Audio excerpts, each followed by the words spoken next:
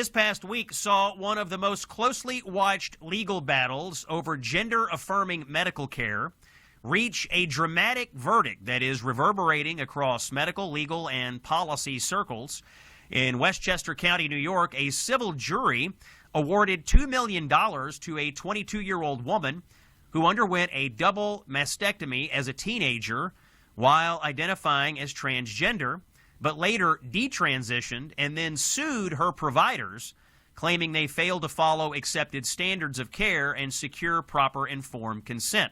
The six-figure verdict, believed to be the first U.S. detransitioner medical malpractice lawsuit to reach a jury, lays bare the intense debates over medical practices, consent, and accountability when it comes to these irreversible procedures on minors. Supporters of the ruling say it underscores the responsibility of doctors to adhere to rigorous evaluation and communication standards. To help unpack what this verdict means for patients, providers, and the future of gender-related medical litigation, I am joined by Leor Sapir, a legal scholar and senior fellow at the Manhattan Institute. Leor covers topics related to pediatric gender medicine, education, policy, and culture. Leor, welcome into the Scott Jennings Show. Thanks for having me, Scott. So I want to just get your reaction to the verdict in this lawsuit. I assume you were tracking it closely. Were you surprised at the outcome? And I'd like for you to sort of project into the future. I know there are many other possible lawsuits sitting in other courtrooms across America. Do you think we're going to see a number of outcomes like this in those courtrooms as well? It's a good question. And first of all, I was not tracking this lawsuit because it was kept under wraps. So I learned about it with the rest of the American people last week.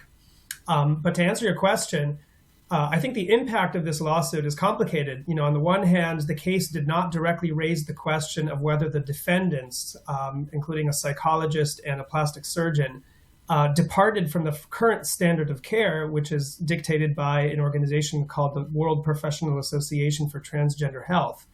Nor did it raise the more fundamental question of whether that standard of care is evidence-based and trustworthy. So you know, in that sense, I think the lawsuit may have limited impact. On the other hand, though, this is the first known jury verdict in favor of a detransitioner. And when you look at the details of the case, what you immediately see is that both the psychologist and the surgeon were actually operating very consistently with the accepted standard of care, the current gender-affirming model of care as recommended by WPATH and other organizations. So, for example, you know, when Fox Varian, the plaintiff, said to her therapist at age 16 that she wants to have her breasts amputated to achieve a more masculine look, the therapist didn't think to ask her why she felt that way and to try to explore the causes of her distress and her rejection of her own body, which is a very normal experience for a teenage girl. But instead, he just took for granted that, you know, she knows who she is and she knows what she wants. And the first question that he asked her is, okay, or the first thing he said to her was, okay, let's figure out how we can help you get that procedure. And that is fully in line with how clinicians nowadays gender clinicians explain the gender-affirming model of care. Leor, you wrote a couple of months ago about how doctors have admitted to winging it when it comes to gender medicine. What do you mean by winging it? And what does it say to you that sometimes doctors are so flippant about this when it comes to what they've done to and recommended to these minors? Yeah, so this was an article that I wrote for the Free Press based on videos from the annual conferences of WPATH, which is, you know, as I pointed out, it's the leading organization promoting gender transition in both minors and adults. And it's the organization that has written the standard of care that is widely adopted across U.S. healthcare settings. These videos were obtained through legal discovery in a lawsuit in Alabama, sort of internal communications at WPATH, and, you know, WPATH fought tooth and nail to prevent Alabama from getting them and publishing them. But, you know, there's a number of very disturbing revelations in those videos, which the viewers can read about in my Free Press article. One of them was a doctor admitting on camera that when it comes to providing hormonal treatments to young patients, this is how she put it, we're all just winging it. And her colleagues who were sitting on the panel nodded in agreement. And this was, you know, maybe not that surprising to those of us who follow this area, but this confession was made in a conference in which they thought they were only talking to their colleagues. They did not realize that, you know, the wider public and the wider medical community would one day have access to these videos. So, you know, this is a pretty common pattern, Scott, that gender clinicians say one thing privately when talking to colleagues, and another thing publicly when speaking at in legislative hearings or TV shows. Give us an idea of how you view the current policy environment for these sorts of procedures on minors. Obviously, we recently saw an announcement from RFK Jr., the Secretary of HHS, about not providing funding to hospitals for this. You've seen some states crack down on this. You've seen other areas, mostly run by Democrats, that are trying to keep it alive.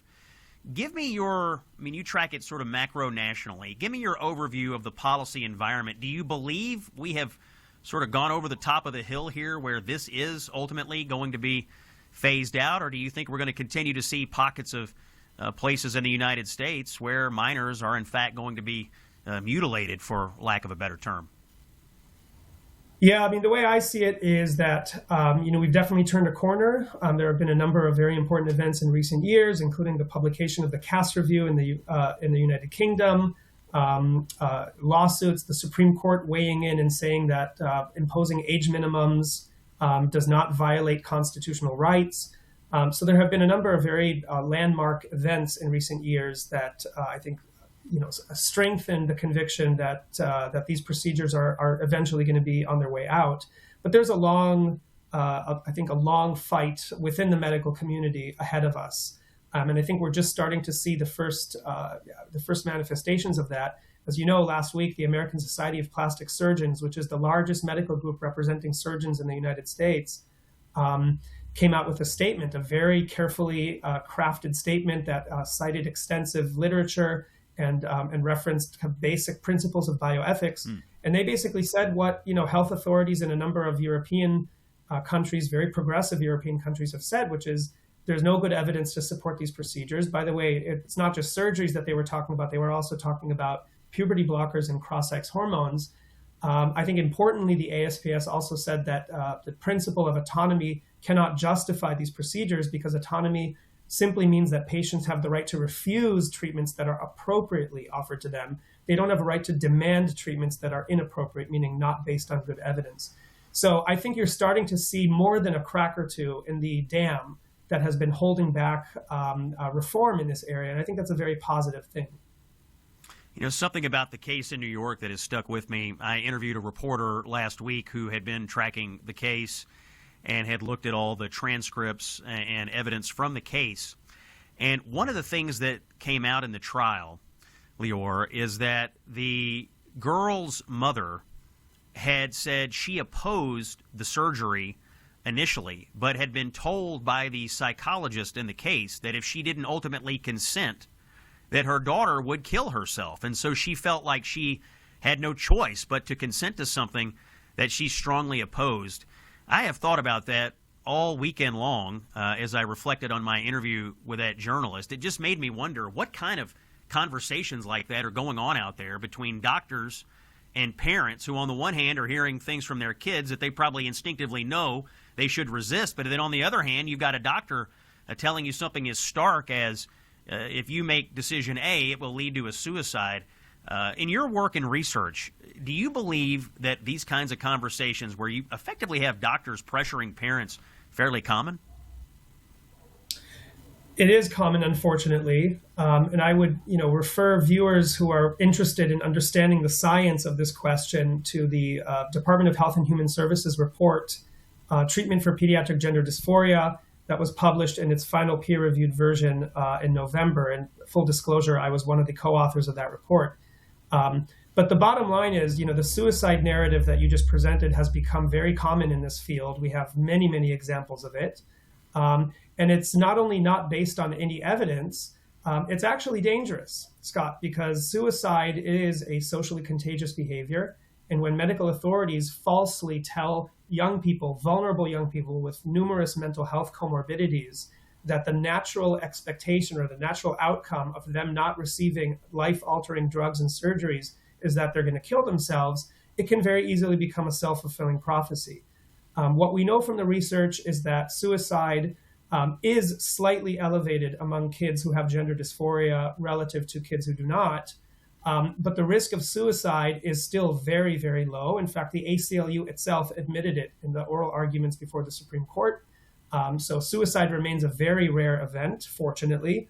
And what explains the elevated risk of both suicide and suicidal ideation, meaning thoughts of suicide or plans for suicide, are the mental health, the coexisting mental health challenges that are very common among these distressed adolescents. Anxiety, depression, autism is very common, ADHD is very common.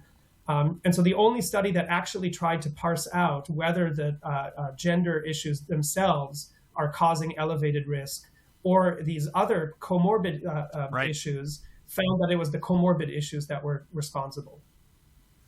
Leor Sapir, a legal scholar and senior fellow at the Manhattan Institute, thanks for your insights today on this important topic. We'll take a break, and when we come back, uncovering massive Medicaid fraud in Oregon. We'll have a live report. Stay with us.